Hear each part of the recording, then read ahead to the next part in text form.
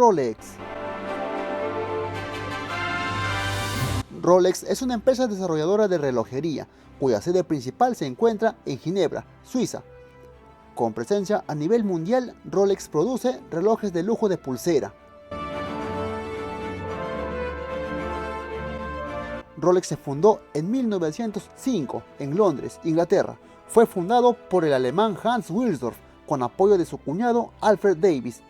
Debido a los conflictos económicos de Inglaterra que dejó la Primera Guerra Mundial, la sede de Rolex se trasladó a Suiza, ubicándose ahí su sede central de operación y distribución hasta la actualidad.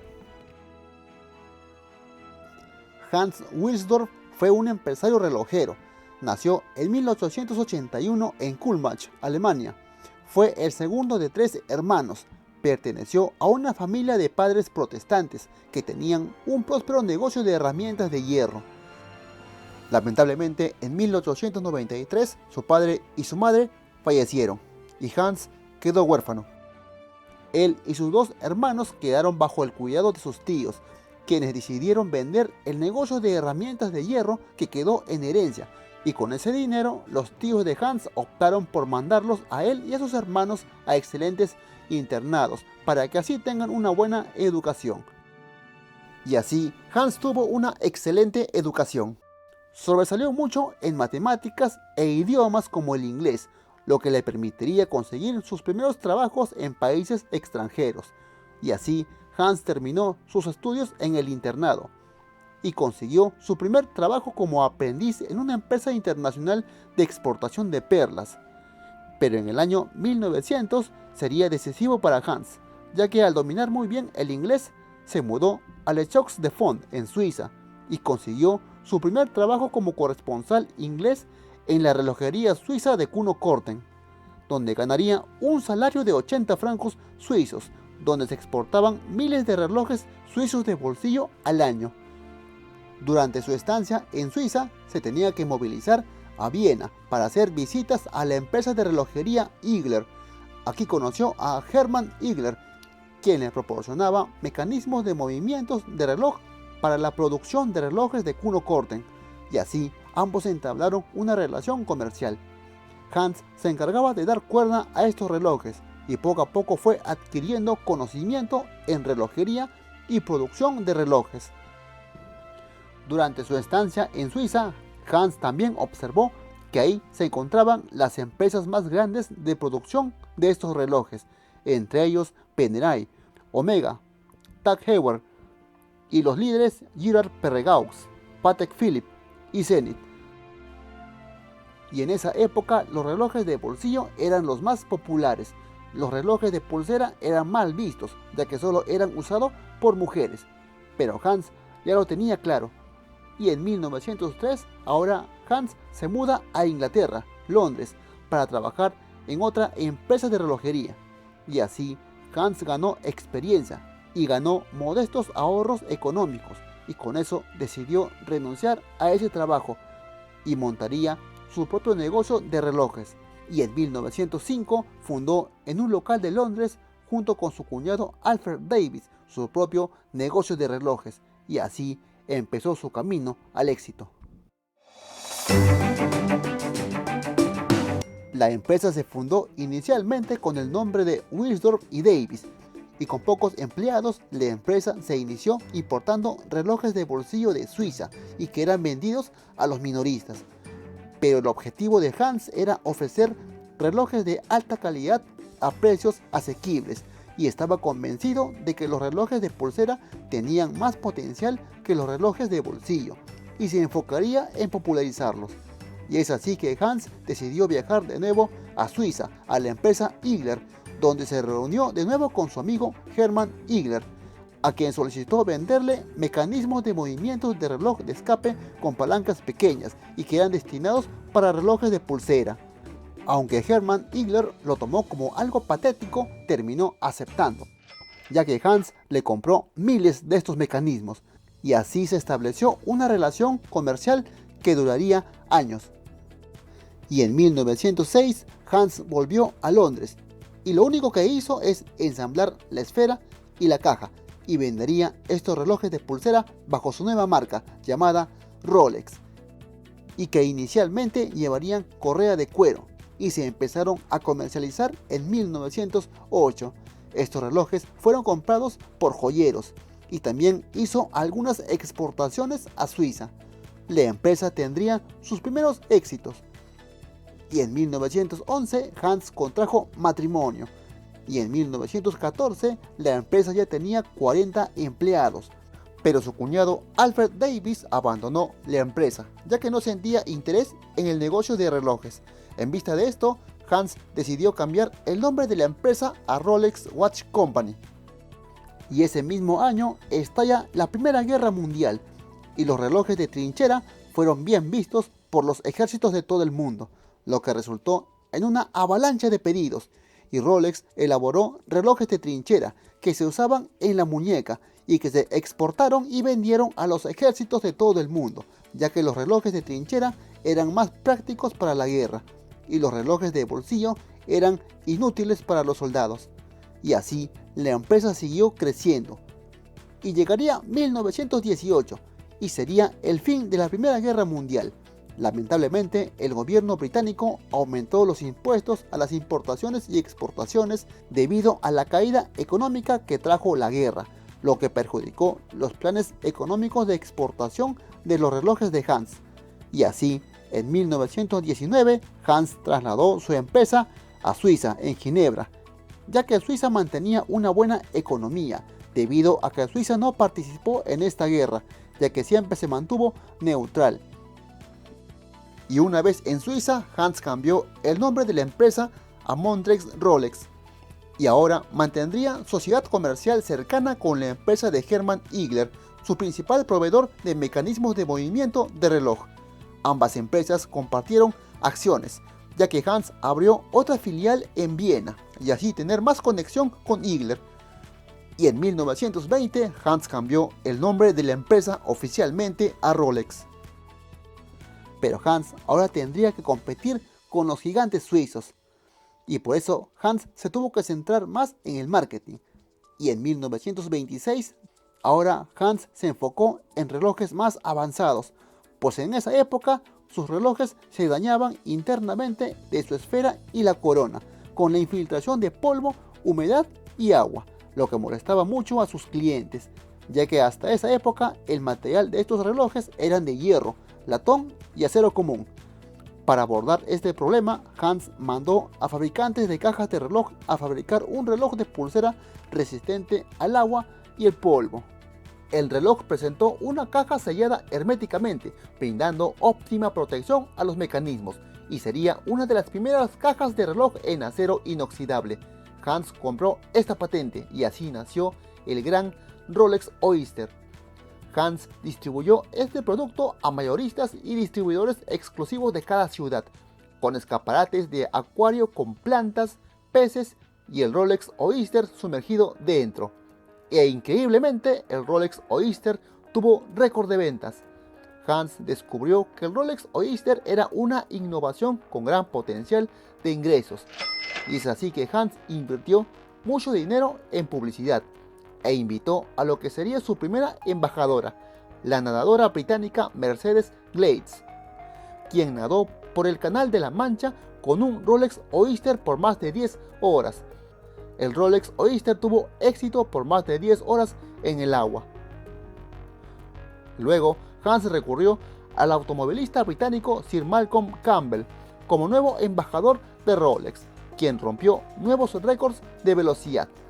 Y así, el Rolex Oyster se exportó a varios países y fue todo un éxito, y superó en el mercado global a los gigantes suizos, ya que los relojes de bolsillo empezaron a desaparecer. El Rolex sería el líder en el mercado de relojes. Y llega 1931. Ahora Hans registra una patente con mecanismo automático, al que llamaría rotor perpetual, que era una placa semicircular dependiente de la gravedad para movimiento libre. Y así nació el Rolex Oyster Perpetual con buen éxito. Y en 1939 estalla la Segunda Guerra Mundial. Afortunadamente, Suiza no participó en esta guerra, ya que también se mantuvo neutral, y por eso no sufrió problemas económicos. Adolf Hitler nunca llegó a invadir territorio suizo, ya que lo consideraba como su misma raza.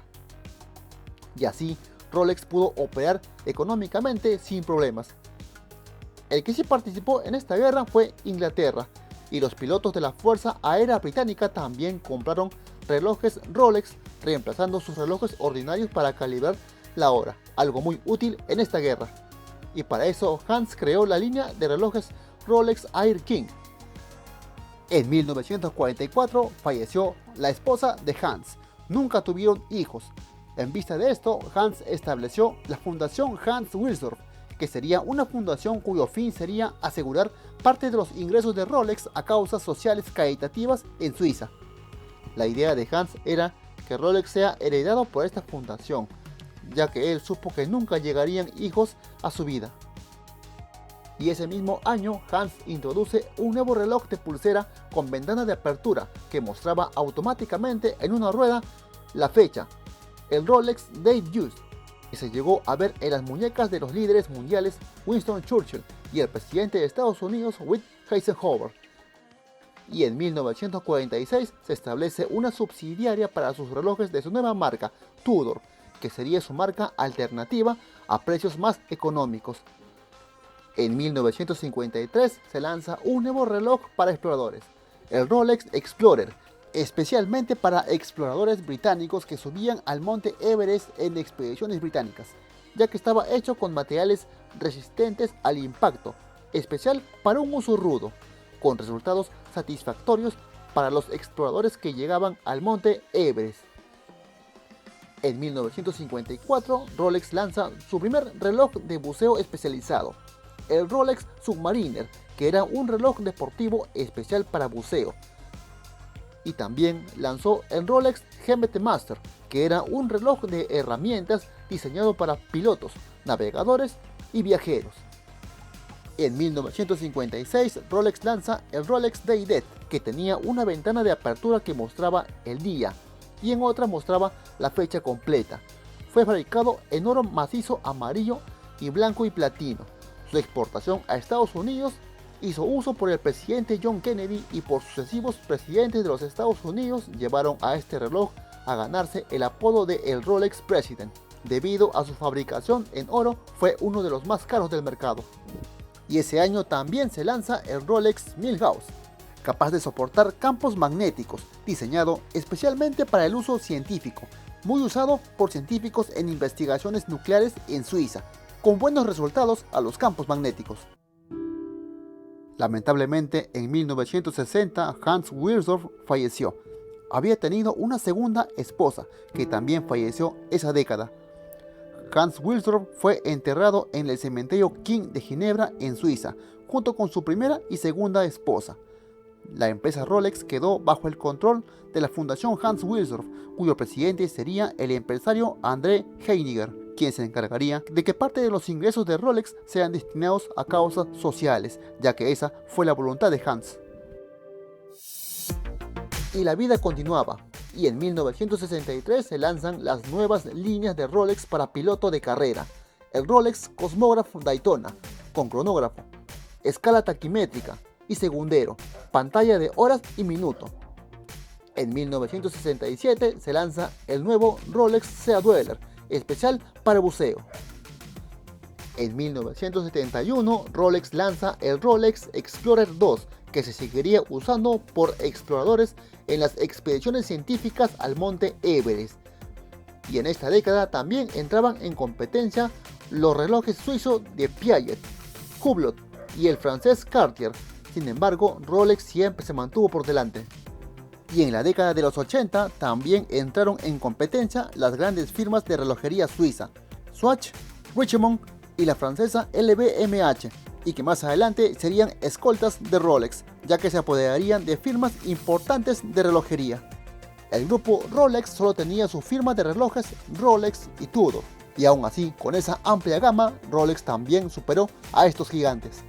Los Rolex Submariner serían usados por actores de cine reconocidos. El Rolex GMT Master, el Rolex Daytona, Explorer, Datejust serían usados por deportistas y automovilistas reconocidos, y eso le daría fama y prestigio.